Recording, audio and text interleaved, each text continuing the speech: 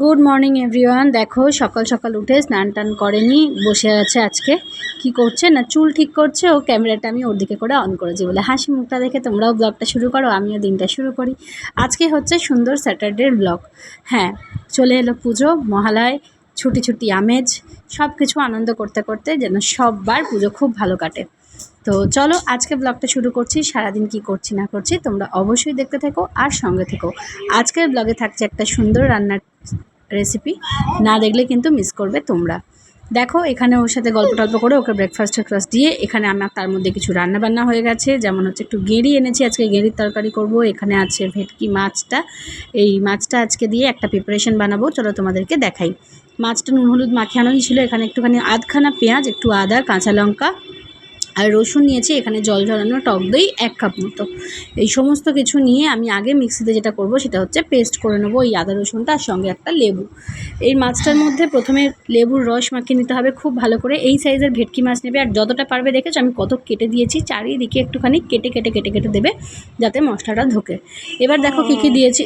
টক দই, তার মধ্যে আদা, কাঁচা লঙ্কা, রসুন, পেঁয়াজের পেস্ট, গরম মশলার গুঁড়ো, হলুদ, কাশ্মীরি লঙ্কার গুঁড়ো বেশি করে, নুন, আর এই যে টিক্কা মশলা একটুখানি, এটা যদি তোমাদের থাকে তাহলে অবশ্যই করে একটু বেশি করে টিক্কা মশলা দিও, এটা একটু বেশি হবে। অল্প একটু স্বাদ মতো চিনি, আর হচ্ছে বেশ কিছুটা কাসুরি মেথি। এই সমস্ত কিছু দেওয়ার পর দিয়েছি বেশ 1 চামচ থেকে 1 চামচের বেশি, 2 চামচ 2.5 চামচ মতো সর্ষের তেল। যদি তেলটা গরম করে নিতে পারো তাহলে খুব ভালো হয়। যাই হোক, এই পুরো জিনিসটা ভালো করে আগে ম্যারিনেট করব, মানে ভালো করে এটা মিক্সড করব, করে তারপরে মাছের গায়ে হলুদ লাগাবো। তো মাছের গায়ে এই মশলাটা খুব ভালো করে মাখিয়ে নিতে হবে। এই যে দেখো ছেঁড়া ছেঁড়া জায়গাগুলো ছিল, এই জায়গাগুলোতে মশলাগুলো একটু ঢুকিয়ে ঢুকিয়ে দেবে, তাহলে কিন্তু পুরো টেস্টটা মাছের ভেতরেও এনহ্যান্স করবে। এরকমভাবে ভালো করে মাখিয়ে নেবে। আমি না নুনটা দিতে ভুলে গেছিলাম, তখন পরে আমাকে নুন দিতে হয়েছে। তোমরা কিন্তু অবশ্যই যখন মশলাটা মিক্স করবে তার মধ্যে নুনটা দিয়ে দিও, তাহলে নুনটা প্রপার মিক্সড হবে। একদম খুব ভালো করে মাছের গায়ে এপিট ওপিট লাগিয়ে দিয়ে যতক্ষণ পারবে ম্যারিনেট করে রেখে দেবে। আমার হাতে টাইম কম ছিল তাই আমি 1 থেকে 1.5 ঘন্টা রেখেছিলাম। তোমরা পারলে 3-4 ঘন্টা রেখে দিও, তাহলে কিন্তু খুবই সফট হবে। আর ভেটকি মাছ তো দেখো ওদিকে রান্না করছে আর এদিকে অবস্থা দেখো, হঠাৎ দেখি আকাশ কালো করে এসে ঝমঝম করে বৃষ্টি হচ্ছে প্রচণ্ড পরিমাণে। আর এত এদিকে গরম হচ্ছে, আমি রান্নাঘরে রান্না করছি, একদিকে ঘেমে যাচ্ছে, একদিকে আবার দেখছো কিরকম আকাশ ডাকছে গড়গড় করে। যাই হোক, সব কাজকর্ম সেরে স্নান টান করে চলে এসেছি। এবার হচ্ছে বানাবো মাছটা। প্রথমে বেশ কিছুটা পরিমাণে সাদা তেল দিয়েছি, তারপরে দিয়ে দিলাম ওর মধ্যে 2 চামচ মতো ঘি। দিয়ে এই পুরো জিনিসটা মেল্ট হয়ে গেল। তারপরে এর মধ্যে একটা একটা করে এই মাছগুলো তুলে জাস্ট ছেড়ে দেওয়া। আচ্ছা, এখানে একটা জিনিস বলে রাখি, তোমরা চাইলে যখন ওই দইয়ের মানে ইয়েটা বানিয়েছিলে মিক্সচারটা, ওর মধ্যে একটু রোস্টেড বেসন দিতে পারো, যেটা আমি ভুলে গেছিলাম, তাই আমার দেওয়া হয়নি। ওটা দিলেও কিন্তু খুব ভালো হয়। দিয়ে মাছটা মোটামুটি মিডিয়াম ফ্লেমে রেখে চাপা দিয়ে রেখে দিয়েছিলাম। তারপরে এখানে মাছটা দেখো উল্টাচ্ছি, এরকমভাবে উল্টে ফ্রাই করে 2 পিঠ তুলে নিয়েছি। এই যে একটা স্মোকি ফ্লেভার, এটার যে কী দারুণ টেস্ট হয়। আমি তো স্যালাড আর কাসুন্দি দিয়েই সার্ভ করেছিলাম, তোমরা তোমাদের মতো করে জিনিস দিয়ে খেও, চাটনি দিয়ে। তার সাথে ছিল আজকে মেনুতে ধোকার তরকারি, একটুখানি চিকেন স্টু মেয়ের জন্য, আর এখানে হচ্ছিল তেঁতুলের চাটনি। এই ছিল আজকে দুপুরের মেনু। তোমাদের কেমন লাগলো মাছের রেসিপিটা অবশ্যই জানিও, আমি ব্লগেই শেয়ার করে দিলাম।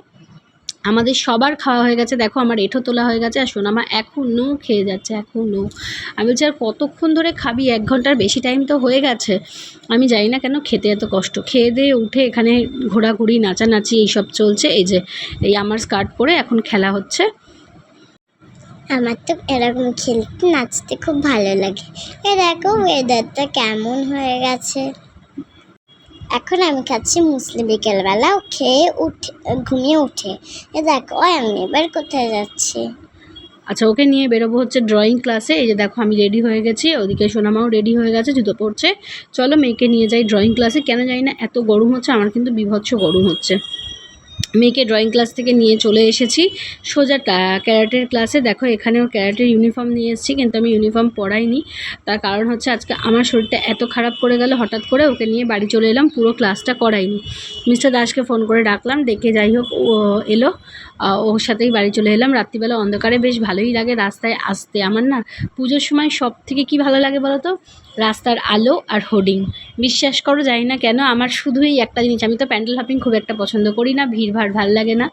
যাই হোক, এসে রুটি করলাম, আমি রুটি ডিম পোচ খাচ্ছি, তার সাথে এখানে আমাদের সামনে একটা আলুর দম পাওয়া যায়, সেটা নিয়ে এসেছিলাম। প্রচণ্ড ইচ্ছা যাচ্ছিলো একটু ঝালঝাল কিছু খেতে, সেটা আর চিকেন স্টুও ছিল, সোনামা চিকেন স্টু দিয়েই খেলো।